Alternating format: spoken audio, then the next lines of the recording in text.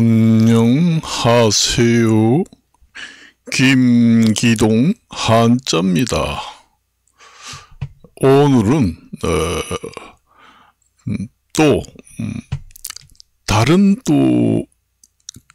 얘기를 한번 해보도록 하겠습니다.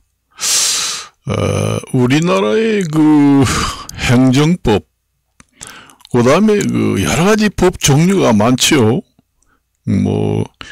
요번에 우리가 체포영장 관련된 경호처법이라든가, 그게 경호처법이, 우선한다. 그렇게, 법이 너무 약한 것 같아요. 그래, 법원에서 발행하는 체포영장이라든가, 구속영장이, 경호처법에 우선하면은 안 된다. 그 얘기입니다. 그게 이제, 경호처법이나, 법원에서 말하는 사법법이나, 소송법, 그런 절차법이 경호처법에 우선한다. 그렇게 되면은 대통령의 안전에 상당한 영향을 줄 수 있기 때문에 서로 상호 경쟁체제, 그러니까 충돌 내지는 배치가 되는 우선순위가 없이 비등한 상태로 유지하도록 만들어야 한다, 그런 얘기입니다. 그렇게 돼야 경호처에 근무하는 직원들이 뿔뿔이 흩어지지 않고 경호처 지하에 있는 직원들이 일사불란하게 신변 확보가 된다는 얘기죠. 그리고 법이 최종적으로 우리는 3급 4심죄잖아요. 그러니까 우리는 최종 심사지에서 가서 법이 확정되기 전에는 무죄 추정의 원칙이 있잖아요. 그래서 우리는 완전히 확정되기 전에는 구치소 이런 데서 범인들이 입는 수의복도 착용을 하는 것도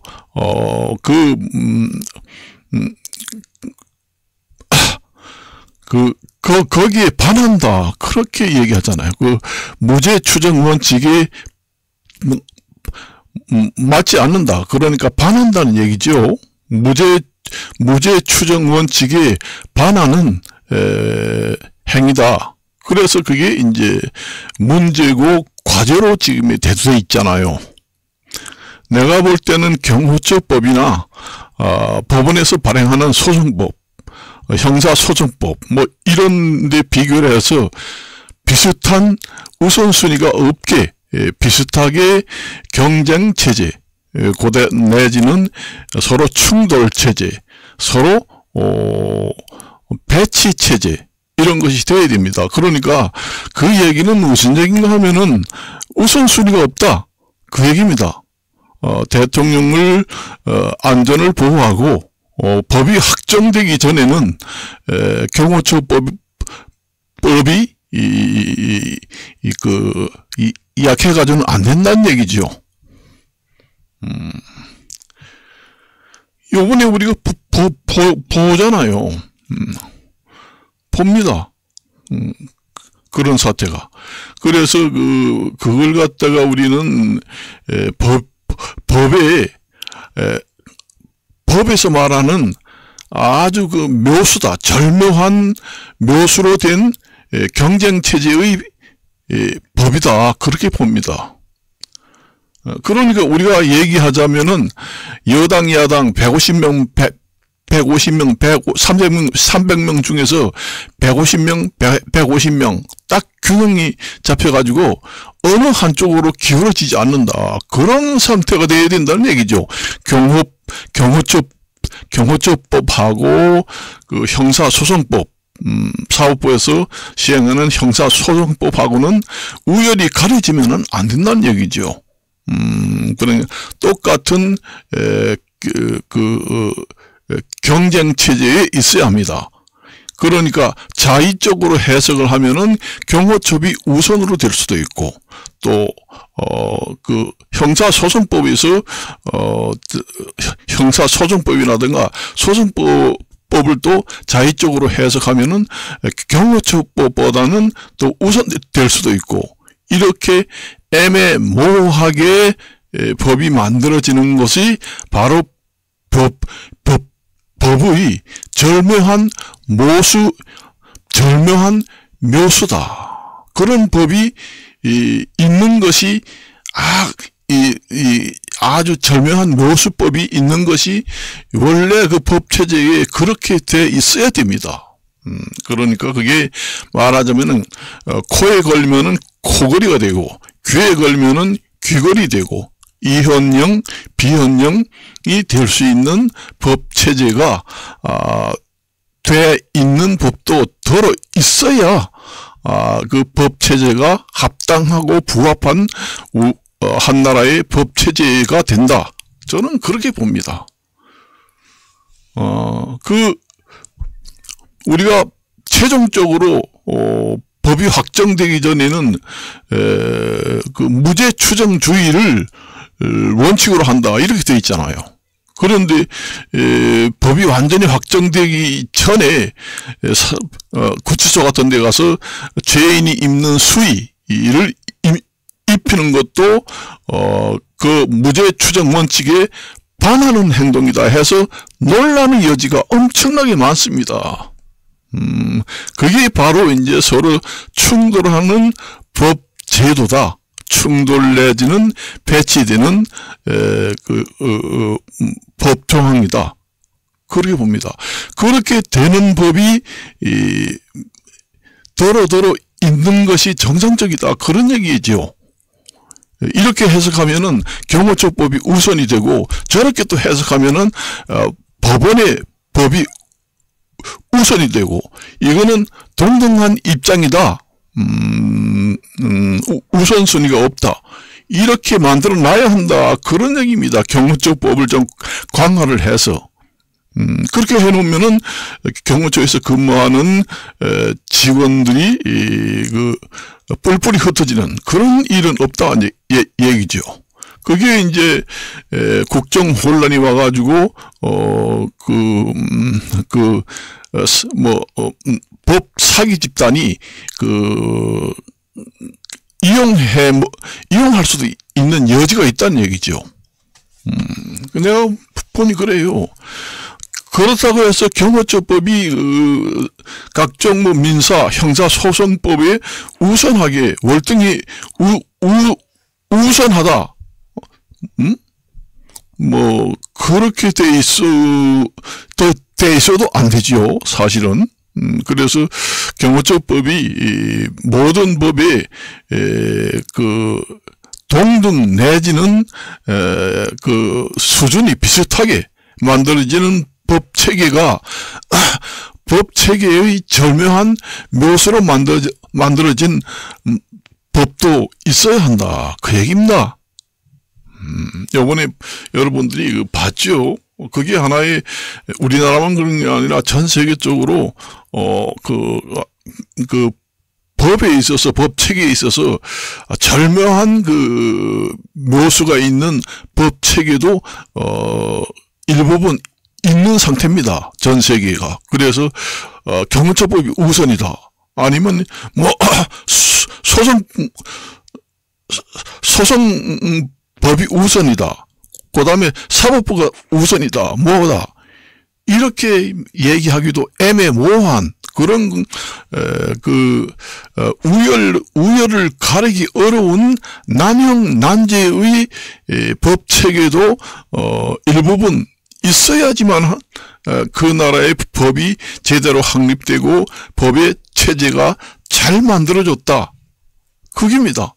그래서 재현절이라고 할 때 제자는 지을 제자 통제할 제자 바로 밑에 옷의자를 없애버리고, 바로 제자를 쓰는 이유가 거기 있습니다. 아, 그래요. 그렇습니다. 그 나라의 행정부의 수반이 국가 통수권을 완전히 가지고 있잖아요. 전시의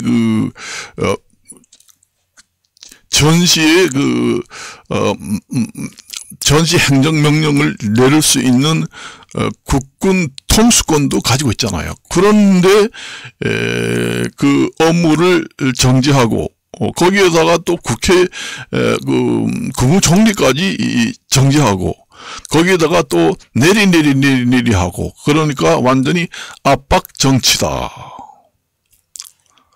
그렇게 된 상태는 나중에 혼란이 가중됩니다. 이게 여러 가지 그래서 내가 얘기를 한번 해보는 거예요. 경호처법이 지금에 봐서는 다른 법에 동등한 입장이 아니라 좀 약하게 되어 있다는 얘기죠. 그래 강화를 할 필요가 있습니다. 너무 강화해가지고 모든 법에 우선한다 그렇게 만들어 놓으면 안 되고, 순위가 동등하게 레벨이 비슷해가지고 이렇게 자의적 해석을 하면은 경호처법이 이렇기 때문에 함부로 거기에 체포영장이나 구속영장을 가지고 들어가서 직접 대통령을 체포할 수 없다. 이런 자의적인 해석이 가능해서 불가능하도록 만들어 놔야 된다는 얘기죠.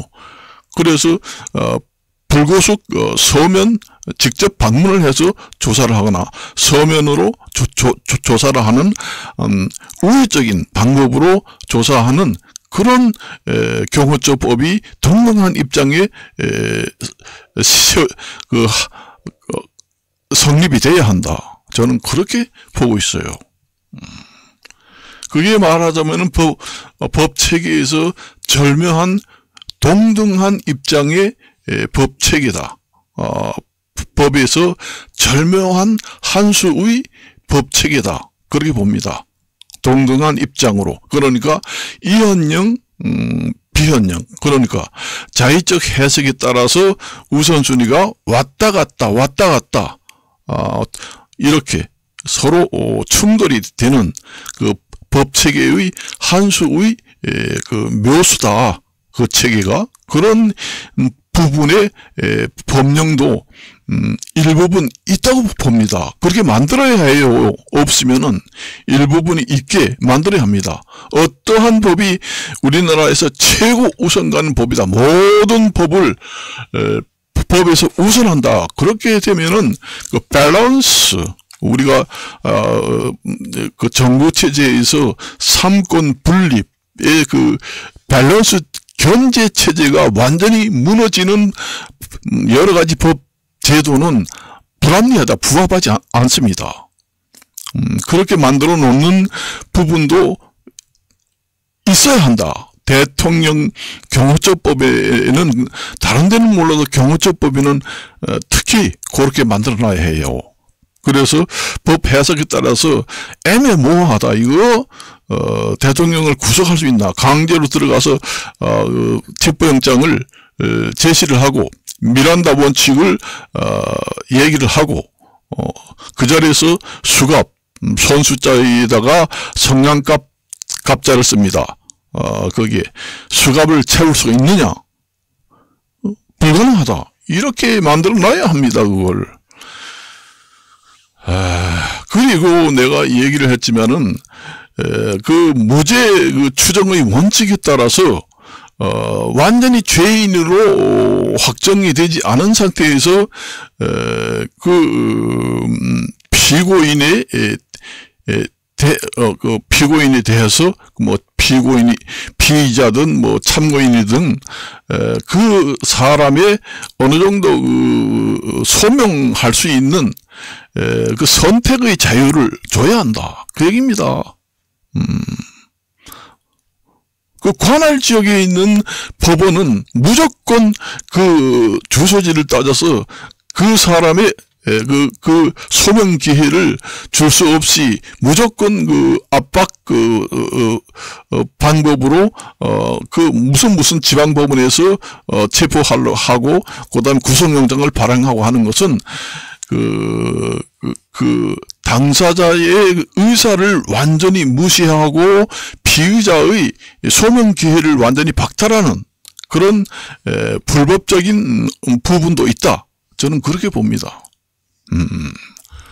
그렇잖아요.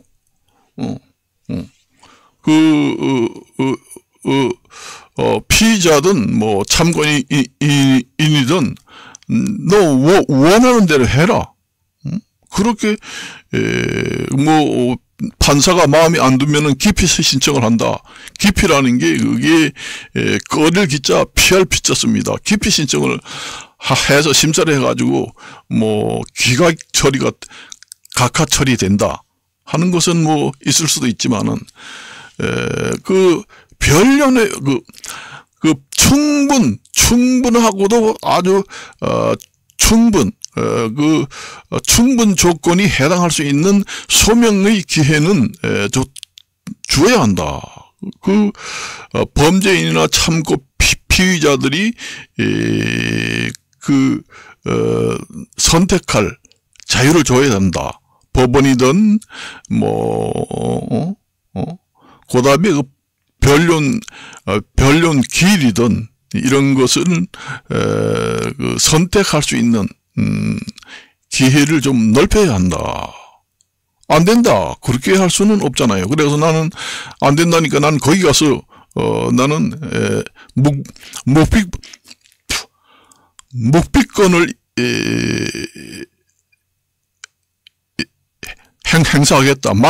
말하지 않겠다. 그러니까 묵비권을 얘기하지 않겠다. 나는 거기 가서 절대로 얘기하지 않겠다. 그 묵비권을 얘기하겠다. 그런 얘기 하잖아. 그러면 뭐 참고인이든 피의자가 당사자가 피고든 원고든 당사자가 진실하게 소명할 기회를 사전에 박탈하는 제도가 될 수도 있다.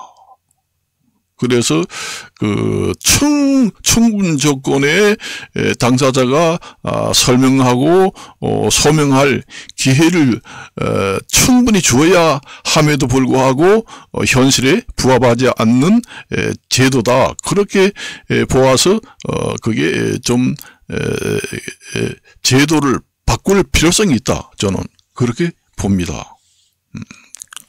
그렇습니다. 그렇잖아요. 그래야 나중에 그 당사자가 뭐 행정부든 사법부든 여러 부처에 대한 불신불만이 생기지 않습니다. 국민 전체에 대한 불만도 중요하지만 국민 개개인이 이 불평불만이 쌓이면은 전국 국민이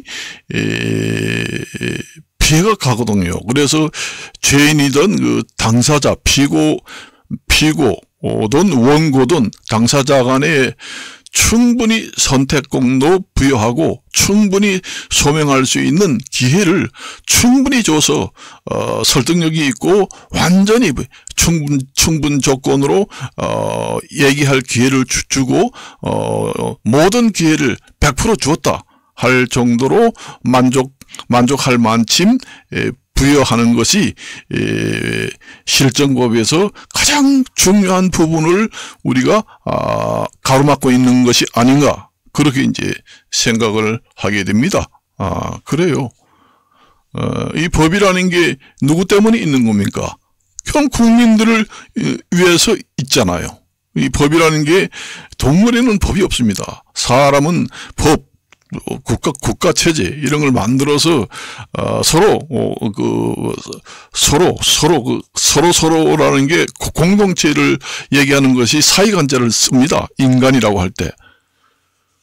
그 법이라는 게 가장 법이 있는 이유 중에서 가장 뭐 때문에 질서유지 그게 그 국민을 위해서 있는 거 아니에요. 그렇습니다. 내가 그래서 오늘 좀 얘기를 좀 하려고 해서 또 얘기를 하는 겁니다. 뉴스를 들어보니까 항상 그런 얘기가 나와요. 그러면은 그 국군 통수권이 지금 이 대통령이 박탈되기 전에는 아직까지 가지고 있잖아요. 아니면은 대행 체제에 있는 사람이 가지고 있거나 그렇잖아요. 그리고 뭐 국무총리가 잘못하면 국무총리를 또 탄핵하고, 또 국무총리 대행 체제가 또 잘못하면 그 사람을 탄핵하고, 또 밑에 하고, 그런 탄핵의 범위를 그것도 새로 법으로 만들어 놔야 된다, 그 얘기입니다. 그래서 대통령이 고리될 때에는 국무총리가 대행을 한다. 그래서 국무총리는 탄핵 대상이 된다 하더라도